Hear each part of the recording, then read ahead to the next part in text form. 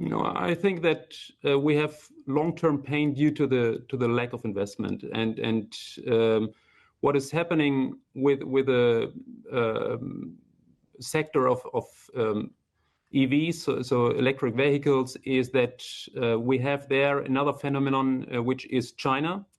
China being now a competitor and a shrinking market. So Oliver Blume from the CEO of VW put it quite rightly in saying that the cake has shrinked, but more guests are on the table.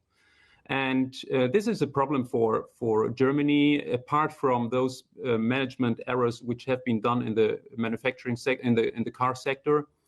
But I think that China, not only as a competitor for automotive sector, but also for the machinery sector. And this is a new situation because over the last decades, China was a growing market and was a market where you could especially buy cheap labor, let's say. And this has changed completely.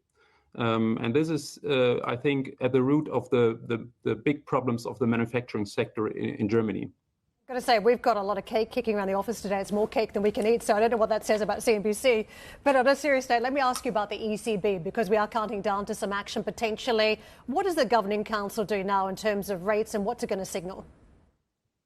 Yeah, well, I think that it's broad consensus, not only among economists, but also in the council, that there will be a rate cut of 25 basis points. And the big question is what signals will be sent. I think it's a tricky situation because you have this core inflation, which will go up in September, according to our inflation nowcast, to 3.2%.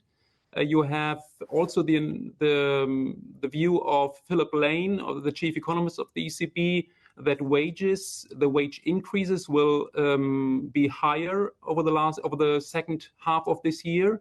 He says, okay, this afterwards they will go down, but in the first instance they will go up. And so it's an environment where it's difficult to argue, okay, now let's move on with further steps. So I think they will stick to their meeting-to-meeting approach and be quite cautious and have to argue very much more with forecasts if they want to cut more the rates over the next few meetings. I'm quite skeptical. I think they may stay put this year after this cut.